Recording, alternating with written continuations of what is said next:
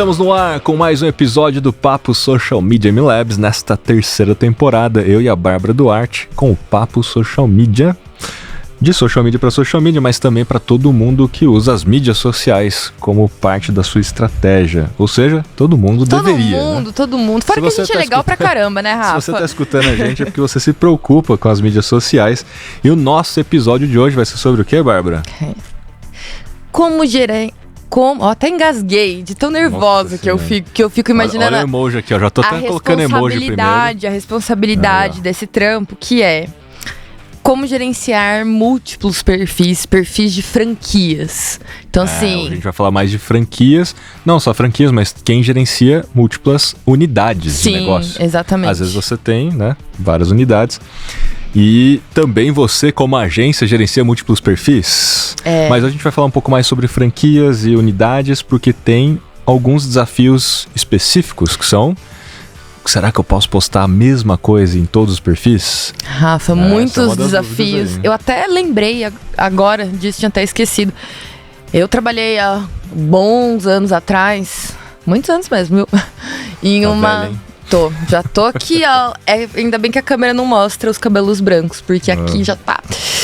Mas na época que eu tinha menos cabelos brancos, eu trabalhei em um grupo de lojas, na verdade, por 2 vezes isso aconteceu. Na mesma cidade, eu trabalhei em 2 grupos de lojas de roupas, né, moda feminina. E as 2 lojas, elas tinham mais de uma unidade e eu tinha que gerenciar os perfis. Só que cada unidade, ela era, por exemplo, num bairro. Então, a unidade que tinha um público mais, sei lá, A e B, era num bairro mais chiquetozinho, assim. A outra unidade que tinha umas roupas um preço mais acessível, umas coisas mais básicas, assim, era no centro da cidade. E aí eu tinha que gerenciar toda essa comunicação. Na época não existia MLabs ainda, né? Faz bastante tempo mesmo. E aí, assim, era tudo na mão e era uma baita confusão. Acho que eu tinha 18, 19 anos. Então, eu fiquei à beira do surto, assim, porque realmente é muito difícil. E você postava a mesma coisa nos perfis? Né? Às vezes sim e às vezes não.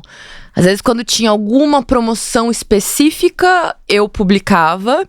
E aí tinha uma coisa muito engraçada, assim, que a dona era um grupo, apesar de ter várias unidades, né? Era um grupo familiar.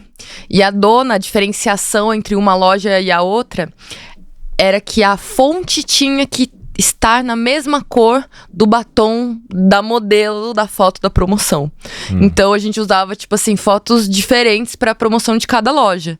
Podia ser a mesma promoção, mas uma com o mesmo texto, tudo, mas aí a moça tinha com um batom diferente e a fonte do texto. Como se fosse fazer diferença. Como se fosse fazer diferença, entendeu? E na época eu fazia, assim, porque, né, novinha e tal. Mas, assim, isso, gente, são detalhes pequenezas, assim, que aconteciam. E aí hoje, agora, a gente com ferramenta, com mais conhecimento, acho que as empresas e os profissionais também estão mais maduros digitalmente, né? Então, a gente vai falar sobre esses desafios. Manda, o que temos aí como nosso primeiro desafio aqui do nosso roteiro de hoje, nosso papo aí de franquias unidades? Como a gente garante tanto o padrão quanto a consistência sem que o negócio fique esquisito, né? Então, vamos lá, eu trabalho para pode ser esse exemplo, né? Um grupo de lojas, uma franquia de lojas ali. E eu preciso publicar sempre, mas não posso ter tudo repetido ali. O que eu faço? O que acontece, na verdade, né? Que você tem que lhe dar liberdade ou centralizar tudo, né? Acho que quando a gente tá falando desse cenário de franquia unidade, fala assim, será que eu dou liberdade para todo mundo fazer o seu Instagram de qualquer jeito? Do jeito que achar melhor? Ou é melhor eu centralizar tudo e falar, posta isso, unidades ou franquias, ou unidades das franquias, né? Só faz posta isso. Determinar uma linha ou deixar a liberdade? Será que tem uma linha no meio ali, né? Será que tá no meio caminho? Bom, o que a gente já conhece, o que eu já conheço também, é que a galera dá autonomia para que cada unidade tenha controle sobre o seu Instagram, sobre o seu Facebook, sobre seus perfis, mas que sigam, no mínimo, a identidade visual, os elementos da identidade de marca, o brand book, etc. Esse é o melhor dos mundos quando você já tem um brand book definido. Então, se você não tem, tem que ter. Tem que ter, né, elementos, tom de voz, etc. Agora, se isso é respeitado ou não, é um outro processo que tem que ter de auditoria, de tal. Mas o que está acontecendo cada vez mais é que as unidades não sabem o que postar. Então, elas simplesmente copiam o que a matriz, o que o perfil, que é sempre o oficial, né, o nacional, está fazendo. Então, acaba que todo mundo está fazendo os mesmos posts. E como o algoritmo não sabe determinar que aquele é um negócio só dali, daquele local, acaba que é um post igual ao outro. E será que isso dá problemas? A gente pode falar um pouquinho mais sobre isso, porque o Adam Mosseri, que é o head do Instagram, ele já veio ao público algumas vezes falando sobre o Instagram estar buscando cada vez mais conteúdos autênticos. Eles estão, inclusive, fazendo muitos investimentos em algoritmo e tal para detectar conteúdos inautênticos, para poder reduzir o alcance de conteúdos inautênticos. Então, conteúdo que vem com marca d'água do TikTok, naturalmente já foi postado antes lá, então é um conteúdo inautêntico, não foi um conteúdo original ali do Instagram. Não adianta só mudar a cor da letra de acordo com a cor do batom da modelo, por exemplo, né? Outra coisa também que é um conteúdo inautêntico. Postaram o mesmo post que alguém já postou antes. E por isso que esse lance da franquia com a Master, etc., com as unidades com a Master é um problema, porque já há relatos de várias unidades falando, puxa, o meu Instagram foi bloqueado, e a razão pelo qual me bloquearam foi porque o Instagram achou que eu estava imitando um outro perfil, como se fosse um perfil fake daquele perfil lá, tentando passar golpe também e tal, porque a primeira coisa que os perfis fakes fazem é copiar todos os posts do perfil original. Eu sei porque eu já tive mais de 70 perfis fakes do Kizo. Chegou a dar 70? Mais de 70. Passada. Aí depois que eu tive o verificado, isso basicamente acabou. De fake. Tá vendo? Franquia de fake. A galera às vezes conseguia, sei lá quantos mil seguidores. Eu falo, pô, isso tinha que estar aqui, né? Os caras tiraram os seguidores meus, né? Então, assim, muita gente tem esse tipo de problema porque tá replicando conteúdo que não é original, porque não foi o primeiro. E o Instagram, ele tem essa identidade biométrica dos posts. É muito fácil você fazer um comparativo por banco de dados, né? Você vai lá, é bits e bytes, né? É 0 e 1. Então você vai lá e fala, pô, tem um post aqui que publicou, já tem algum outro post que tem essa mesma identidade? Tem. Então esse aqui é um conteúdo inautêntico, vou reduzir o alcance. E se isso acontecer com muita frequência, eles começam a entender que você está tentando fingir ser outra pessoa e acaba te bloqueando. Então, é um problemaço, assim, para as unidades, para as franquias nesse momento. Então, acho que esse é um ponto aí que é importante dizer. Tem várias outras situações de conteúdo não autêntico, mas acho que para as franquias esses são os dois principais elementos. Independente de quando esse conteúdo foi postado, essa leitura biométrica é feita, tipo, a franquia postou na segunda-feira. Aí a minha unidade vai publicar aquele conteúdo só lá pra quarta, quinta-feira. Você acredita que tem alguma interferência? Tem. Porque assim, é atemporal. Se você tá criando um conteúdo... Obviamente que o Instagram não faz muito tempo que o Instagram está detectando isso. Sim. Tá? Então por isso que talvez você fale, mas isso não acontecia antes. Obviamente porque antes eles não tinham isso feito. Talvez não esteja acontecendo com todo mundo também de uma vez só, né? Porque aquela história, se você faz uma vez ou se você faz todas as vezes, tem pesos diferentes. O Instagram, ele tem um histórico para cada perfil em termos de strikes. Se o perfil sofreu um strike, vai ficar na ficha lá. Sofreu 2, vai ficar na ficha lá. À medida que você vai tendo strikes, talvez você sofra um bloqueio temporário. Você não pode fazer posts por 2 horas, por um dia. Você não pode comentar por 15 minutos. Aí você foi reincidente. Aí não vai ser 15 minutos, vai ser talvez 30 minutos. Vai piorando a situação até o momento que você perde a conta, né? Pode ser. Então você vai acumulando strikes, é como se fosse cartões amarelos, né? E às vezes você nem tá vendo isso. Dá para ver talvez pelo status da conta. Se você for em configurações lá em privacidade, tem status da conta. Se você sofreu alguma penalidade, aparece lá no status, dá para dar uma olhada lá. Então é atemporal, porque ele já tem lá no banco de dados, ele pode comparar facilmente. Muita gente, então, que replica, por exemplo, os meus vídeos na íntegra, né? Pô, peguei o vídeo que aqui, publiquei no meu perfil. Vai ter menos alcance do que você poderia ter se você fizesse um outro vídeo. não tô reclamando, porque você tá me ajudando de alguma forma a me tornar mais conhecido. Talvez eu vou perder alcance, mas ele tá me ajudando de alguma forma. Até mesmo no Primo Rico, lá no canal do Primo, eles falaram isso, porque eles no começo, a galera fazia recortes, né, dos episódios e ficava postando pra ganhar dinheiro com visualização. Olha que até mesmo no YouTube, faziam canais... Cortes do Primo, sabe? Um perfil X, que não era oficial, só para ganhar na monetização. Chegou um ponto que eles até olharam pelo inverso. Falaram assim, deixa a galera fazer, tá colocando a gente no radar, tá fazendo a gente ficar mais conhecido e tal, e eventualmente as pessoas vão descobrir que o nosso perfil oficial é aqui e tal, enfim. Então cada um tem a sua percepção, né? Mas o fato é esse, o conteúdo que é o copiado não vai ter alcance, ele vai ter um alcance reduzido. Boa. E assim, entendendo então que esse alcance ele é reduzido por conta aí de já foi replicado e etc, né? O que fazer então? Já que a gente tem essa dor, né? O que a gente faz então? Só solta a bomba e sai correndo. Né? Beleza, não pode e vai embora. Bom, primeiro o que é um conteúdo autêntico, então? Então, se a gente está falando que você não pode fazer um conteúdo não autêntico, o que é um conteúdo autêntico? Eu venho estudando isso aqui para tangibilizar, porque parece meio subjetivo, né, que é um conteúdo autêntico. E nesse estudo ficou muito evidente que é quando você tem uma pessoa aparecendo. Hoje em dia, né? Estamos falando de hoje em dia, que é um conteúdo autêntico nas mídias sociais. Quando você tem pessoas aparecendo. Mas não são pessoas de banco de imagens, são pessoas reais. Seu cliente, seu funcionário, você mesmo ou você mesmo. Segundo ponto do conteúdo autêntico, aquele conteúdo que além de ser uma pessoa, talvez essa pessoa seja uma autoridade naquilo que está falando. Então, dificilmente alguém vai falar a mesma coisa, dificilmente alguém vai ter a mesma postura, o mesmo posicionamento, a mesma bagagem, porque você está trazendo a sua experiência.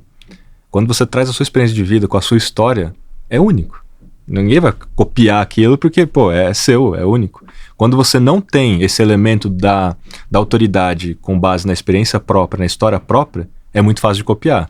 Alguém viu fulano falar e vai lá e faz um conteúdo muito idêntico e fala com as suas palavras, obviamente, mas é muito idêntico. Tudo bem. Então a gente está falando de autenticidade, a gente falou até no episódio anterior sobre autoridade. Quem não viu, vejam, para que vocês já comecem a ser mais autoridade. E para caso de franquias e unidades, você tem que fazer com que o local, ou a unidade local, apareça. Então a unidade local fisicamente apareça, as pessoas que trabalham lá apareçam, e que você estimule cada vez mais o tal do IGC dos clientes locais. Então, seja uma unidade de uma cidade ou até mesmo do bairro, você tem que ter programas ali ou estratégias que incentivem os próprios clientes a postarem sobre o que eles estão vivenciando, experienciando ali, marcando aquele perfil da unidade local e usando as tags de localização. Então, as tags de localização são importantes. Então, quando você fizer um post, use o tag de localização. Ela é melhor do que a hashtag com o nome do bairro ou com o nome da cidade. Primeiro que a hashtag com o nome da cidade é muito ampla. Você vai atrair um monte de impressões desqualificadas, porque você não tem nem ideia. Todo mundo que está procurando São Paulo, meu Deus, pode ser qualquer coisa, né? Não façam isso. Então é melhor você colocar a tag, inclusive a tag da localização da sua loja. Não é nem a tag de São Paulo, né? Coloca a tag de localização. Porque se alguém tocar na localização, vai ver todos os outros posts, os GCs feitos lá, até mesmo stories feitos lá, né? E o Instagram já está testando o Friends Map, que é muito análogo ao mapa do Snapchat. O Snapchat tem um mapa, onde você abre um mapa e você vê onde seus amigos estão e o que eles estão postando nesse momento naqueles lugares. Então o Instagram já está testando, está copiando mais uma vez, mas está testando. Eles são muito bons em copiar, né? Isso a gente tem que dar os parabéns para o Instagram, ele é muito bom em copiar. Eles estão criando esse mapa, não há ainda testes para empresas, mas de fato isso deve acontecer, de ter listagens de empresas, você poder clicar e ver tudo. O melhor seria para empresas do que para os seus amigos, né? Imagina você quer fugir de uma galera que tá lá como seu seguidor, a galera tá vendo aonde você... a Bárbara tá perto aqui num barzinho. Mas você tá postando lá, você tá mostrando aberto. Que tá lá, mas assim, de fato, esse marketing local é muito importante nessa situação. Tagueamento, mostrar as pessoas locais, os próprios clientes, porque é muito melhor um cliente fazer um conteúdo falando de você, porque ele vai atingir pessoas que moram na mesma região para te trazer mais clientes potenciais do que qualquer outro cliente ou, enfim, replicar um conteúdo, né? O que a marca pode fazer também nessa situação, a Master, é criar templates pré-prontos para que as unidades usem.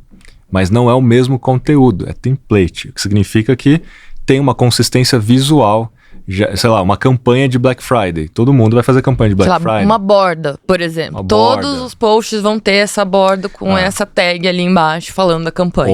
Então no caso de uma campanha, você tem uma identidade visual da campanha. Então todo mundo, você pode ter 3, 4, 5 versões de templates para que todo mundo use aqueles templates e não fuja da identidade visual. Isso dá para ser feito no Canva. O Canva permite com que você trabalhe em colaboração, que você crie templates e deixe lá disponível para qualquer um usar. Sim. Inclusive você pode vender templates se você quiser no Canva, que é o que acontece muito, né? Então dá para você ter uma página no Canva, dá para você disponibilizar templates e as unidades podem usar muito isso. Ter um banco de imagens com pessoas reais também pode ser uma das vias. Não precisa necessariamente ser funcionários locais, mas só o fato de ser pessoas reais também. Um banco de imagens que pode ser usado pelas unidades.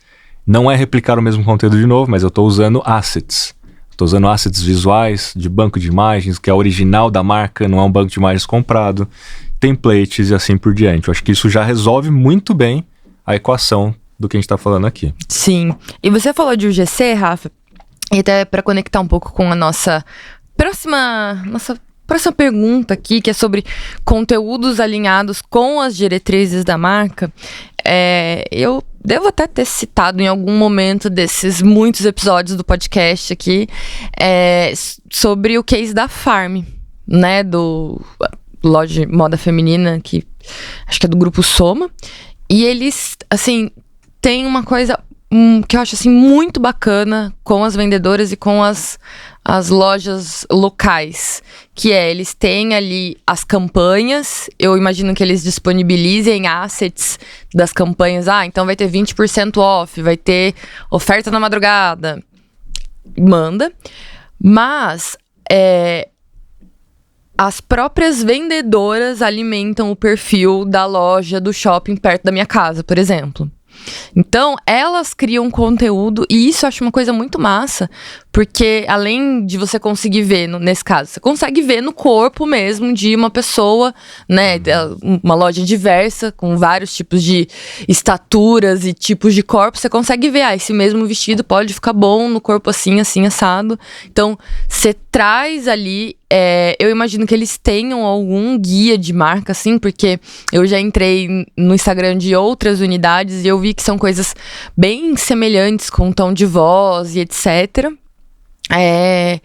Enfim, eu acho muito bacana esse fato deles conseguirem trazer. E aí, uma coisa que aconteceu esses dias que foi, lançaram uma coleção, sei lá, tipo, de inverno. Mas aí naquele dia deu, tipo, muito calor, assim, na cidade. As meninas da loja, elas têm, assim, a noção e são inteligentes. Falam, cara, não vou colocar, de repente, esse casaco aqui, porque ele faz parte dessa minha campanha. Então, eu vejo que elas têm uma certa autonomia para criar esses tipos de conteúdo que são interessantes e que, às vezes, o cara que é o dono da franquia mesmo tá lá em outro lugar e não tem nem noção como que tá o tempo, como que tá qualquer outra coisa. E isso pode parecer um detalhe, mas faz muita diferença, né? Para perfis de unidades, assim. Quando você vê que a unidade, ela realmente fala com o público daquele... Tem a sensibilidade para trazer a cultura local ou a temperatura, o que está acontecendo com a população ali. Outra coisa que é legal disso é que as pessoas reconhecem os vendedores e as vendedoras. Sim. Então, na hora que ela vai para a loja e fala, nossa, eu vejo você lá no store, gera uma simpatia. Sim. Né?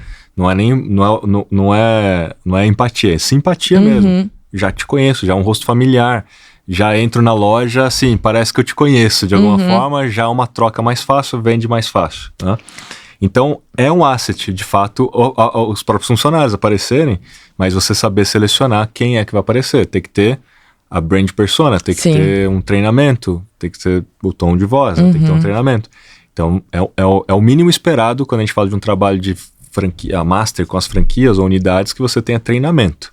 É o que, porque assim... por que eu abro uma franquia? Porque eu quero replicar o sucesso.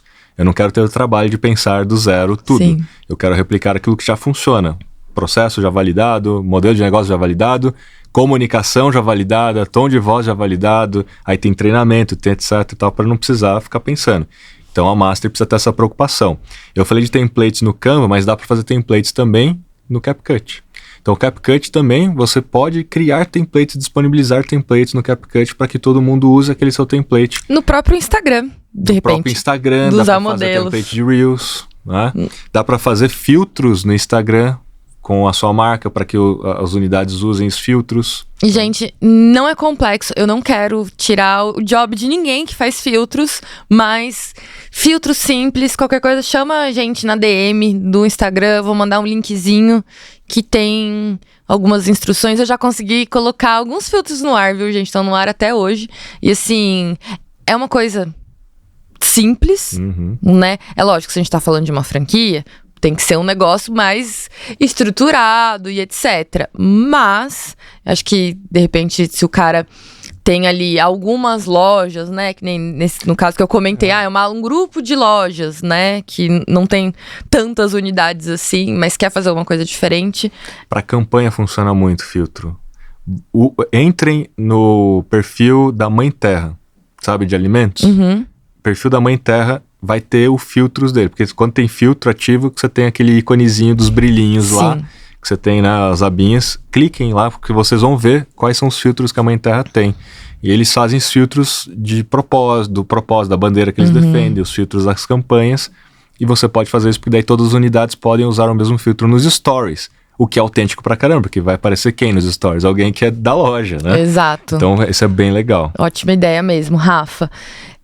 E por falar em ótima ideia, como que a gente gera ideias e insights e consegue integrar ali de forma inteligente, com base em dados, o trabalho de franquias, por exemplo, nas mídias sociais?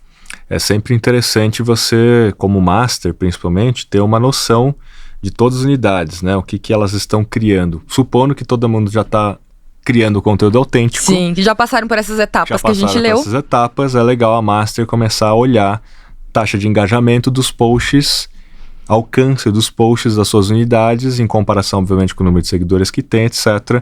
E começar a criar os rankings de melhores posts e tudo. Por quê? Porque aí a Master vai ter o papel de compartilhar as boas práticas com todos. Aquilo que está funcionando para um pode funcionar para outros. Como ideia, como campanha, enfim, até mesmo o tipo de legenda, às vezes alguma teve uma ideia diferente.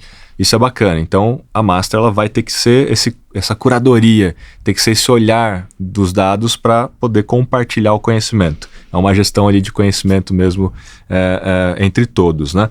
Dá para usar a Dashgo e a própria MLabs. A MLabs você tem que ter acesso a todos os perfis das unidades. Então, na MLabs você pode convidar os perfis das unidades, ou melhor, as unidades podem convidar o perfil Master ou um usuário, qualquer, de alguém que trabalha no marketing, e dar acesso, e dar permissões, né, para alguém desse time de marketing central olhar os dados da unidade. Então, vamos supor, eu, Kiso, sou o cara de marketing da Master. Eu sou convidado, então, por todas as unidades, com a permissão administrador, ou só leitura, aí depende de cada um, a ver os relatórios de todos. Então eu consigo, sem precisar ficar logando e deslogando de perfis, eu consigo só pela MLabs ir chaveando. Eu quero ver a unidade A, unidade B, unidade C. Eu consigo rapidamente ver os melhores Reels, os melhores Stories, os melhores posts, entender alcance, frequência, taxa de engajamento, ver tudo. E aí você vai fazer um comparativo depois, né?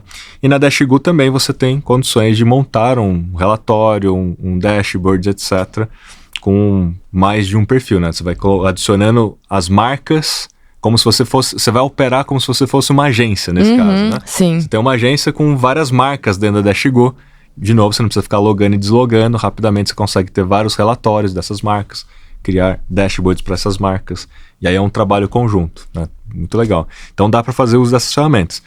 Um pouco mais avançado é você usar o Looker Studio, que é o ex-Google Data Studio, o Looker Studio, onde você pode usar os recursos do próprio Google, como a planilha, criar algum tipo de processo de automação que alimente essa planilha com os dados de todas as unidades. Aí você monta um único dashboard que mostra de uma única vez o que está acontecendo com as unidades. É possível fazer um pouco mais avançado, mas é possível fazer. E por que tem que ser pela planilha do Google? Porque o Looker Studio ele só trabalha com as coisas do Google. Então ele não tem uma conexão direta com o Instagram via API. Você tem que fazer um Zapier, por exemplo, que é uma automação, alimentar uma planilha, a planilha alimenta o dado dentro do Looker Studio. Ou você pode usar o Power BI. Aí você vai para um nível de integração mesmo mais avançada e é possível.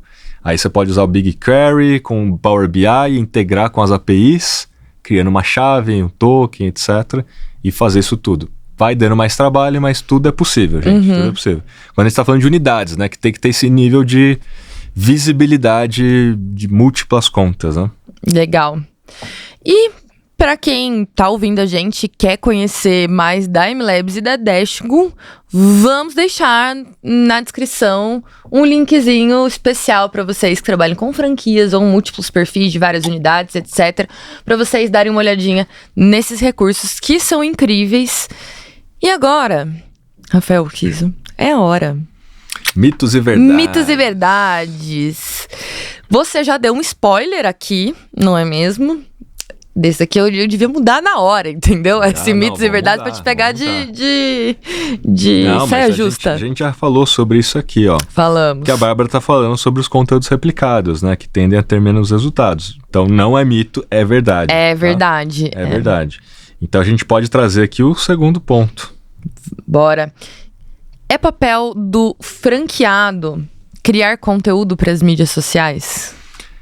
Depende muito de cada modelo, né? Mas é claro que quando você compra um negócio, né? Você monta um negócio e você compra os direitos de uso da imagem, da marca e replicação dos processos, o treinamento, etc. Né? Nessa situação. O que significa que cada unidade é uma empresa em si, tem a sua autonomia e deve até contratar os seus próprios fornecedores ali para fazer suas campanhas e tudo mais. Então ela tem que ter essa autonomia, porque isso dá a liberdade para a unidade vender mais ou vender menos, ter mais sucesso ou menos sucesso. Porque senão a Master ela vai ter essa responsabilidade de fazer o conteúdo de todo mundo, então ela também tem a responsabilidade de dar resultado para todo mundo, o que é muito complexo, né? Agora, quando a gente fala de conteúdo, você pode ter o quê? Você pode ter, assim como no resto da franquia, ter boas experiências, já ter testado muita coisa e validado muita coisa que você vai ajudar os outros a replicar aquilo que já funcionou, através de treinamento, ou através de ferramentas, ou através de calendários, ou através de planejamento. Então, eu não deixaria cada unidade, por exemplo, fazer o planejamento estratégico da sua presença em mídias sociais. Eu validaria isso tudo antes, testaria tudo isso antes, pensaria como é que vai funcionar o calendário de conteúdo no ano, com as sazonalidades que existem, no ano, então Dia dos Pais, Dia das Mães, Black Friday, etc e tal, e as sazonalidades próprias da marca, então aniversário da marca, aniversário da cidade, etc. Ter alguma forma da galera replicar esse calendário para que todo mundo tenha essa autonomia de olhar o seu calendário de conteúdo e pautar a sua agência local, se for o caso, o seu time local, e cada uma dessas campanhas ter esse enxoval de templates, de assets, etc. Isso tudo, na minha opinião, poderia sim ficar com a Master, porque ela seria mais responsável pela estratégia global de comunicação, de presença, e cada um tem essa autonomia depois de fazer ou não, obviamente, mas já tem aquela coisa já validada, sabe? Essa estratégia que funciona. Sim. É tipo a fórmula do lançamento, é tipo você ter algumas boas práticas de inbound, não adianta você querer reinventar a roda, tem certas coisas que funcionam mesmo. Que se você replicar ali aquele passo a passo, aquele processo vai funcionar. Então, acho que assim, a Master tem algumas responsabilidades como papel, né? De ajudar todas as unidades a terem mais resultado. Isso que você falou de enxoval é muito legal, porque eu sempre tive na cabeça que isso seria algo tinha que ser muito grande, sabe? Tem que ser um negócio, um brand book, um negócio muito elaborado. Mas às vezes, para você liderar uma equipe, assim, para você mostrar as boas práticas, é um PPT que você precisa com setinhas e descrições, assim, para você passar um guia para deixar para as pessoas consultarem, tipo, putz, não sei o que fazer. Você pode escolher A, B ou C. Essas são as opções que você tem aqui dentro do seu enxoval. Isso facilita demais pra gente que tá ali na ponta mexendo com as estratégias de conteúdo. Sim. E com certeza também pro franqueador, no caso, né? Vai dar aquela tranquilidade de tipo assim, sei que eles estão fazendo nessa linha aqui, então... E outro ponto também é compra de mídia. O que dá mais pau é compra de mídia. Se você não tem uma orientação, se você não tem um controle sobre a compra de mídia, pode ter muita competição entre uma unidade e outra. E até mesmo vai encarecer o custo da mídia para todo mundo. Porque a pessoa não sabe fazer direito, contratou uma agência que não sabe fazer direito, e acaba invadindo o território do outro, acaba comprando uma palavra-chave que todo mundo comprou. Em Google... Ou seja, falta de comunicação na comunicação. Claro. E assim, no Google você tem esse agravante das palavras-chave, né? Pô, tá todo mundo na mesma palavra-chave. Às vezes parece 2 unidades no mesmo resultado de busca patrocinado. Tá pagando caro à toa. Aí você tem a situação da própria meta do Meta Ads. Deveria todo mundo usar geolocalização.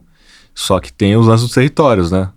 Se você faz um território muito pequeno, às vezes a meta não deixa você fazer um anúncio porque ele é muito pequeno. Então, se eu pegar assim, minha loja, o exemplo que você deu no começo, você tem 2 lojas na mesma cidade, em bairros diferentes, mas a mesma loja, na mesma cidade.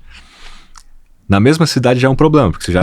Putz, se eu fizesse uma geolocalização e eu só tivesse uma unidade na cidade, tá ok, vou expandir para a cidade. Só que quando você tem bairros diferentes, você tem que fazer um raio de 1 quilômetro, talvez. Numa loja. Então eu só posso atingir pessoas dentro de 1 quilômetro de raio. Seu vizinho apenas. Para não invadir o território do outro. Às vezes é uma outra unidade. Geralmente você tem essas políticas, né? De você ter um único dono para 3, 4 unidades naquela cidade. Você dá preferência para o mesmo dono para não ter esse tipo de rolo. Mas mesmo assim, você estaria invadindo se você fizesse uma coisa ou outra. Então você está gastando dinheiro à toa. Tem que ter essas preocupações.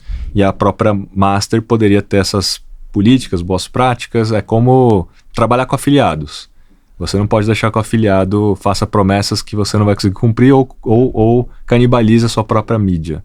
Então tem esse ponto também. Aí tem assets também para peças de campanha, aí tem tudo isso aí.